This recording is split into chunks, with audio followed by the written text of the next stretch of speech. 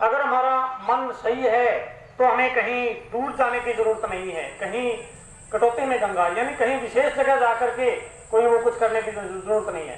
संत रविदास जी ने अंधविश्वासों का विरोध किया। वो कहते हैं विश्वास करो लेकिन अंधविश्वास नहीं। तो इसी कड़ी को मैं जारी रखते हुए राजकुमार शेखुरिया को मैं मंच पे आमंत्रित करूंगा। राजकुमार जी। आज के हमारे सम्मानित वक्ता चिमनलाल जी, मास्टर जगदीश जी, हमारे स्कूल के मुख्य अध्यापक बलदेव सिंगला जी और गांव के मेरे बुजुर्गों, नौजवान दोस्तों, आज बातचीत जिस करने के लिए आप इकट्ठे हुए उसका एक पक्ष रखा है मास्टर जी ने, चिमनलाल जी ने रविदास जी की शिक्षाओं और उनका आज जो वर्तमान दौर में महत्व है उस पर बातचीत करने के लिए आप आए हैं। और आज 644वां जन्मदिन रविदास जी का मना रहे। उसके साथ दूसरा एक महान शख्सियत चंद्रशेखर आजाद, उनका भी आज शहीदी दिवस है। और ये भी बड़ा इत्तेफाक कि चंद्रशेखर आजाद का शहीदी दिवस और रविदास जी की जयंती। और अब देखेंगे तो दोनों में समानता क्या है कि एक ने तो आजादी के आंदोलन में भाग लिया, बहुत साल बाद लिया, रविदास जी तो उससे बहुत साल पहले पैदा हुए, जा लिए, लेकिन दोनों में समानता बहुत गहरी है। और वो समानता किस रूप की है? वो है मानवीय व्यवहार की। रविदास जी भी जिस रूप से कहते हैं कि ऐसा चाहूं राज में जहां मिले सबन को अन्न, छोट बड़ सब सम बसे तब रहे रविदास प्रसन्न। अब सवाल यह कि रविदास जी ने उस दौर में आज से 644 साल पैदा हुए और ये मान लो 630 साल पहले, 20 साल पहले ये बात बोली कि मैं ऐसा राज चाहूं जिसमें सब लोगों को अन्न मिले, कोई छोटा बड़ा ना बसे, सब बराबर बसे। जो आज याद कर रहे थे इस बात का महत्व क्या है? हम रविदास जी को इसलिए याद कर रहे हैं कि आज वो की वो बात वैसे की वैसे खड़ी है और आज बल्कि उल्ट हो रहा है। आज एक बार फिर ये जो अनाज का सवाल है ना कि सबन को मिले अन्न, आप देखिए कि भारत की आजादी के 70-72 साल बाद भी एक बच्ची भात भात करती मर जाती है, चावल चावल मांगते हुए मर जाती है, लेकिन अनाज नहीं मिलता। इसका मतलब क्या? सबको अनाज तो आज भी नहीं मिल रहा, उस दौर में भी नहीं मिल रहा था। जबकि आज अनाज इतना सरप्लस पैदा है, इतना फालतू पैदा है कि अगर एक दाना भी पैदा ना और पूरे देश की जनता को हिंदुस्तान की सरकार फ्री में भी दे तो 3 साल तक बांटे तो भी खत्म नहीं हो सकता हिंदुस्तान का अनाज, हिंदुस्तान की जनता के लिए। लेकिन उसके बावजूद भी बच्ची रोटी रोटी मांगती मांगती मर गई और हमारे हुक्मरानों को शर्म नहीं आई, बिल्कुल भी शर्म नहीं आई। यही उस दौर में होता था जब रविदास जी थे कि लोग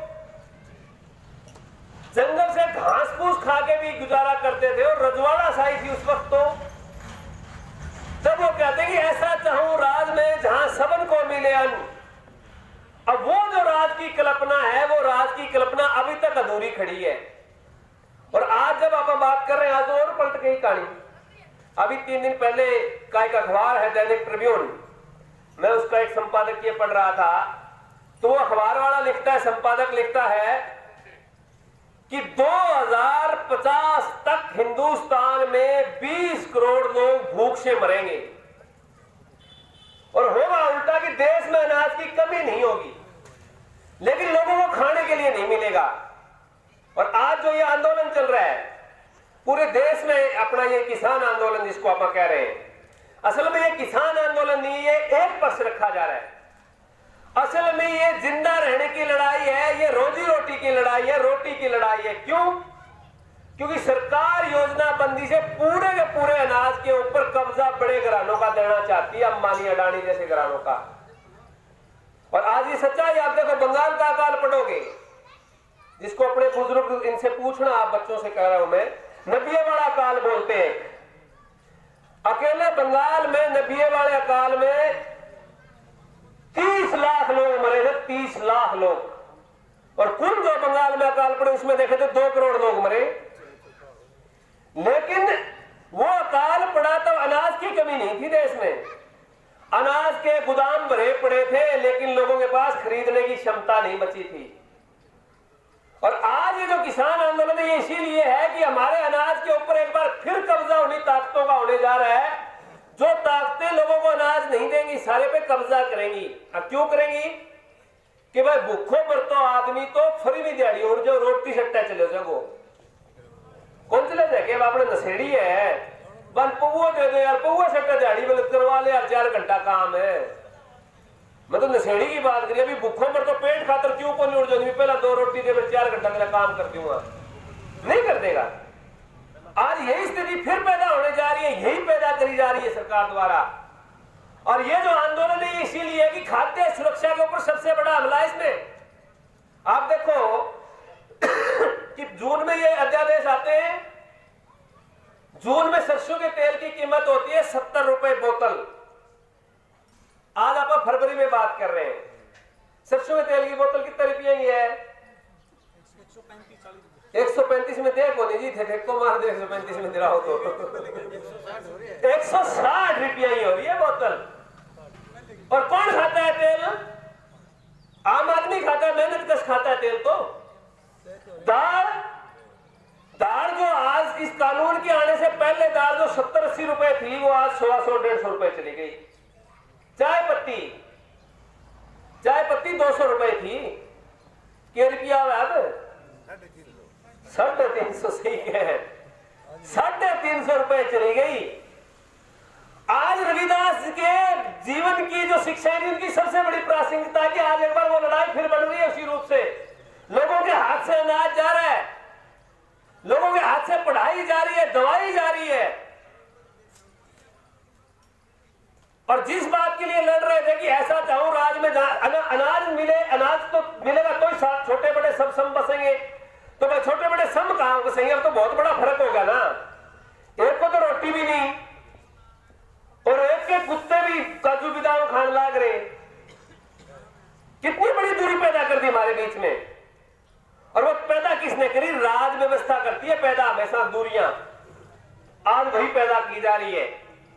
इसीलिए मैं कह रहा था चंद्रशेखर आजाद के साथ क्या जुड़ती है बात, इनकी जो समानता की बात कर रहा था मैं, वो यही समानता जुड़ती है कि चंद्रशेखर आजाद भी आजादी की लड़ाई में चंद्रशेखर आजाद ने एक बार जब भगत सिंह और उनके साथी सैंडर्स की हत्या कर देते हैं और सैंडर्स की हत्या के बाद जब भाग रहे हैं तो उनके पीछे एक अंग्रेज पुलिस अधिकारी भागता है और चंद्रशेखर आजाद की ड्यूटी लगती है कि आपने इनको बैकअप देना है, यानी इनको बचा के निकाल के लेना आपका काम है। आप हत्या नहीं करोगे किसी की, लेकिन भगत सिंह और इनको बचा के आपने लेना है। तो जब वो भगत सिंह और उसके साथी भागते हैं तो चंद्रशेखर साइड में दूर से भागता है और चंदन नाम का एक अधिकारी है पुलिस का, वो भी भागता है। जब वो भगत सिंह को पकड़ने की स्थिति में आ जाता है, चंद्रशेखर आजाद को दिखता है कि ये चंदन सिंह भगत सिंह को पकड़ेगा, तब बिल्कुल लास्ट टाइम उसको फायर मारता है, गोली मारता है, वो मर जाता है चंदन सिंह और वो तीनों साथी वहां से निकल जाते हैं सुरक्षित। और जब तीनों इकट्ठे होते हैं तो चंद्रशेखर आजाद कहता है यार बड़ा बुरा हुआ, उसकी विधवा का क्या बनेगा, उसके बच्चे कैसे पढ़ेंगे चंदन सिंह के। मतलब वो मानवीय संवेदना क्या किसी में हो सकती है? वो क्रांतिकारी में हो सकती है जो देश के प्रति देश का मतलब एक नक्शा नहीं होता, देश का मतलब होता है देश के लोग, देश की जनता। कि यार एक बंदे को मजबूरी में हत्या तो करनी पड़ रही है लेकिन उसकी विधवा की भी चिंता कर रहा है कि यार उसकी विधवा रोटी कहां से खाएगी। वो मानवीय संवेदनाएं थी और वो मानवीय संवेदनाएं रविदास में थी। आज जरूरत उसकी है कि आज मौजूदा दौर में जब हम रविदास जी को और चंद्रशेखर आजाद को याद कर रहे हैं तो इसलिए याद कर रहे हैं कि आज फिर उसी तरह के संकट हैं। अभी परसों प्रधानमंत्री जी बोले कि भी देश में सरकारों का काम सेवा करना नहीं है, तो भाई फिर सरकारों का काम क्या बच गया? डंडा चलाना बच गया। फिर तो सेवा करना काम नहीं है, तो फिर क्या काम बच गया? फिर तो डंडा चलाना बच गया। सेवा नहीं करोगे तो क्या करोगे? देश की आजादी के बाद 47 में जब देश के पास सबसे ज्यादा गरीबी थी, भूखमरी थी, तब देश की सरकार ने सरकारी सेक्टर में लोगों को खाने के लिए राशन दिया। डिपो पे 14 चीजें मिलती थी, वो देश में तरक्की के लिए वो सारी चीजें खत्म होगी। देश में पढ़ाई है, जितने बैठे हैं यहां साथी सारे सरकारी स्कूलों में पढ़ने मिलेंगे।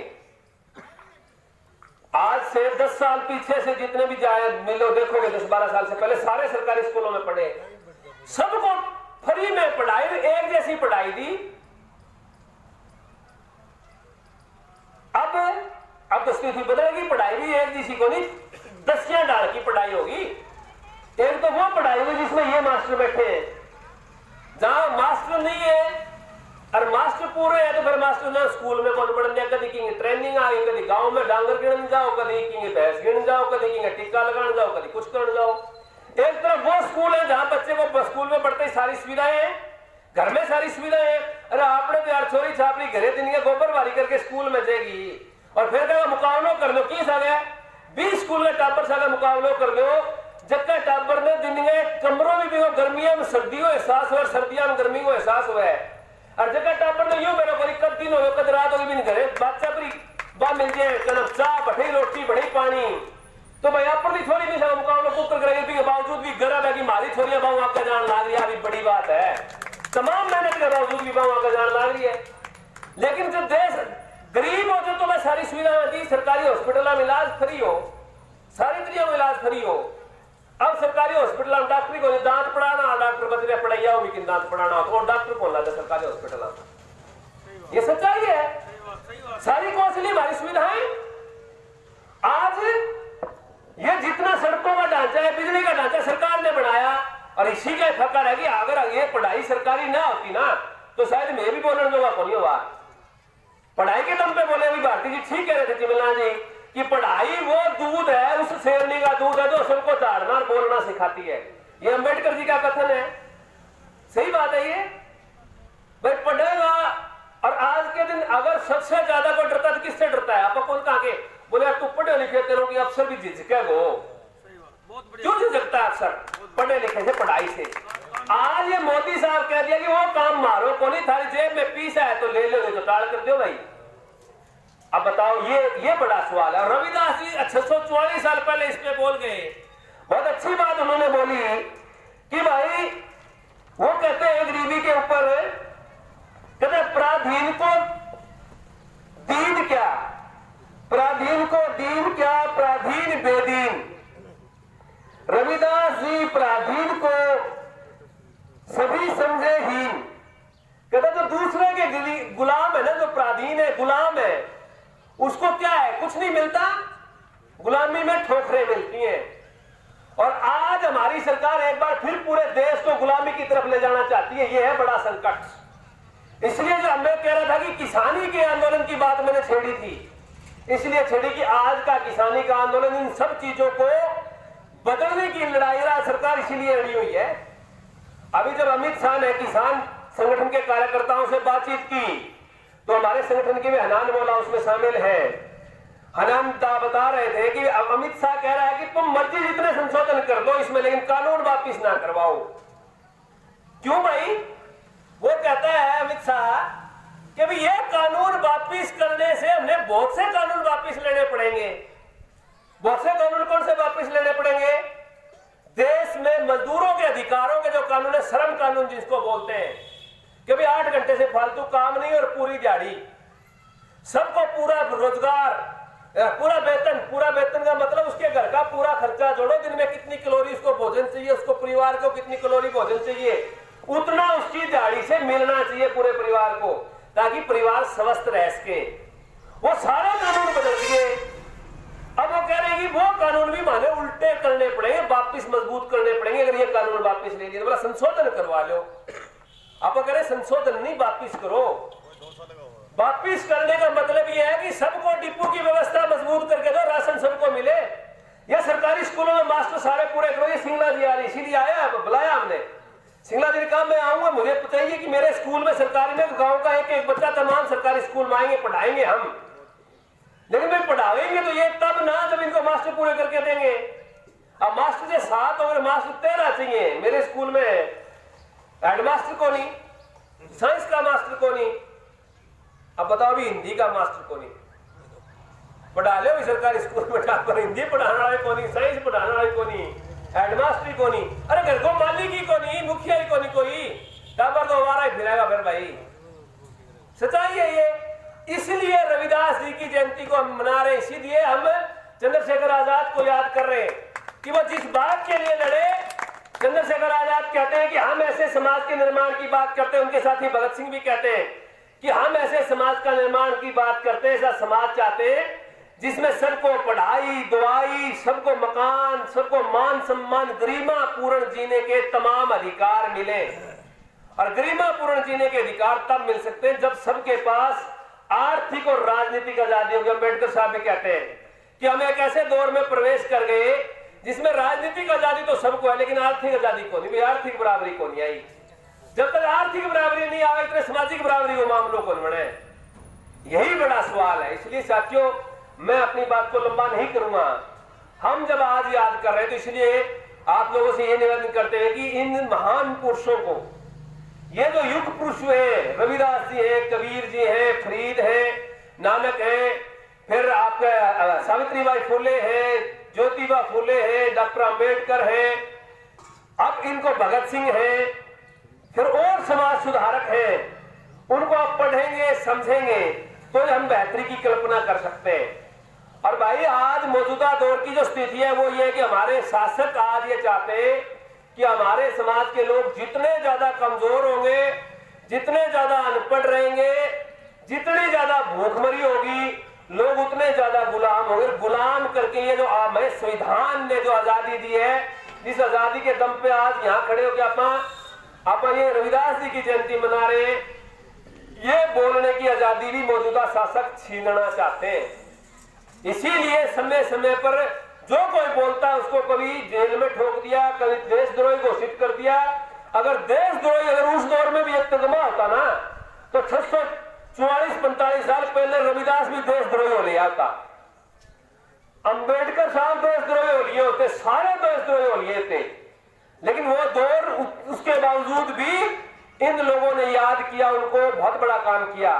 और आज इनको जरूरत यह है कि याद करते हुए हम जैसे समाज की कल्पना इन्होंने की थी उसी तरह के समाज के लिए हम लड़े। और भाई लड़ाई एकता से हो सकती है। जो रविदास जी कहते हैं ना, जात में जात, जात जात में जात, जो केलन के पात में पात। जाति जाति के मां इस तरह जुड़ी है जो केला का पत्ता के पत्तों लपेटे जोड़ो हुआ है। और बोला समाज को खाई जात, जात का रोग, मतलब जाति का रोग है वो समाज को खाई जा रहा है। आज शासकों के लिए ये सबसे बड़ा हथियार है, लोगों को पाड़ो और राज करो। आप जाति में धर्म में बंटेड़ा रहा तो अपन पाड़ के आपने पर राज करना सुख हो जो आप सोचा नहीं। जो जाट तो सोचा यार ठीक है ओरिजिनल राशन बंद कर दिया, ठीक ठिकाना लाग जाएगा। तो भाई मरेगा तो ओरिजिन भी आज जाटा है तो जाट बच्चा तो बच्चा जाट ही को नहीं। जे मेरे घर आग लगी तो मैं तो पड़ोसी सोचेगी मेरा घर सुरक्षित रह जाऊ, बच्चा को नहीं। आग